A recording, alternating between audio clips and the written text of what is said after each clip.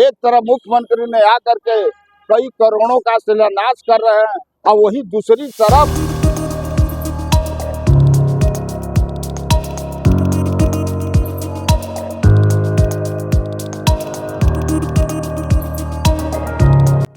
इस माइन में काम करने वाले 4 व्यक्ति, जिनमें से 2 इसमें माइनिंग मैनेजर हैं और बाकी माइंस मेट हैं। ये 4 लोग हैं। माइनिंग मैनेजर और माइनिंग मेट के बारे में बताना चाहूँगा। ये सभी व्यक्ति जो directorate general of mine safety है, DGMS के द्वारा नियुक्त किए जाते हैं कि माइंस में रखरखाव सही प्रकार से करेंगे, और ये DGMS को अपनी रिपोर्ट देते रहते हैं समय समय पे कि माइनिंग एक्टिविटी सही तरीके से हो रही है कि नहीं हो रही है। परंतु ये जो 4 व्यक्ति थे जो उस खदान में माइनिंग मैनेजर और माइनिंग मेट के रूप में कार्य करते थे, जिनका नाम अनिल कुमार, अजय कुमार, चंद्रशेखर और गौरव सिंह, इन्होंने पूछताछ में ये बताया है कि खदान में जो अनियमितता के संबंध में इनको खान सुरक्षा निदेशक को जो अवगत कराना था वो रिपोर्ट इन्होंने नहीं दी।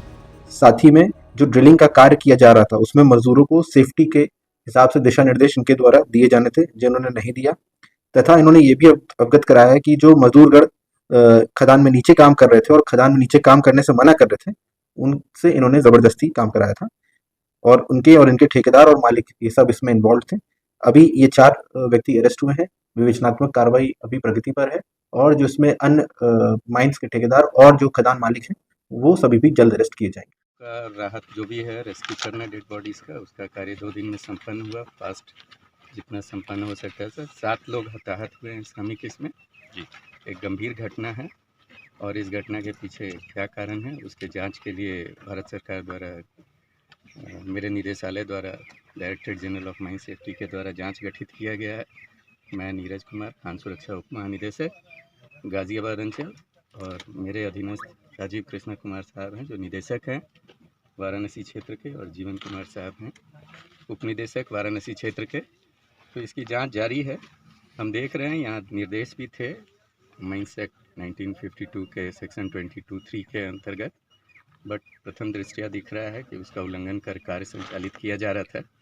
इसके पीछे क्या परिस्थितियाँ थी, क्या मजबूरी थी, उस पर और गहन जांच की ज़रूरत है। उसमें हम लगे हुए हैं, और जैसे जैसे जांच आगे बढ़ेगी आप लोग को अपडेट किया जाएगा। बड़ा दुख और कष्ट के साथ कहना चाहता हूँ कि जनपद सोनभद्र में ये पहली बार नहीं, इसके पहले भी कई घटनाएं घट चुकी हैं, लेकिन इस पर न प्रदेश सरकार, न जिला का सरकार, न DM SP कोई, यानी कि जो कार्रवाई की प्राथमिकता होनी चाहिए उस पर अमल नहीं देखा गया है। जो वर्तमान घटना घटी है यह बहुत ही दुखद अफसोस की घटना है। सोनभद्र के मजदूर भोली भाली जनता के साथ यह बराबर नाइंसाफी की जा रही है, और एक तरफ अगर जहां पर दलित या अदर समुदाय ने अगर कोई छोटी मोटी घटना करती है तो बड़ी फोर्स के साथ इनका प्रशासन पहुंच करके उसके घर द्वार को कुचलने का काम करती है, और जहां पर एक तरफ मुख्यमंत्री ने आकर के कई करोड़ों का शिलान्यास कर रहे हैं और वही दूसरी तरफ 15 मजदूरों के पूरे परिवार का सत्यानाश हो रहा है।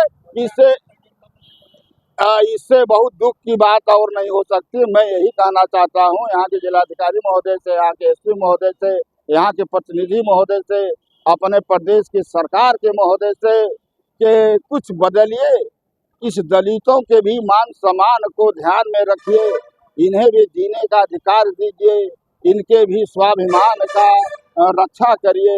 मैं यही कहना चाहता हूँ। जो मानक है, जो खनन का जो मालक है, पानी का छिड़काव, कपड़े का व्यवस्था, ये जो मानक है, आज तक डाला के क्रेशर के मजदूरों में आज तक किसी भी क्रेशर मालिक की तरफ से यह परिस्थिति को नहीं लागू किया गया। दूसरी तरफ मैं आपसे यह कहना चाहूँगा कि जिस दिन माननीय मुख्यमंत्री जी महोदय का आगमन था उस दिन पूरे कार्य को ठप करने का आदेश भी था। ये बावजूद यह होना, इसे साफ जाहिर होता है कि लोकतंत्र का तो सीधा हनन है और दलितों के ऊपर सीधा हमला है। अब इसे अधिक और कुछ नहीं।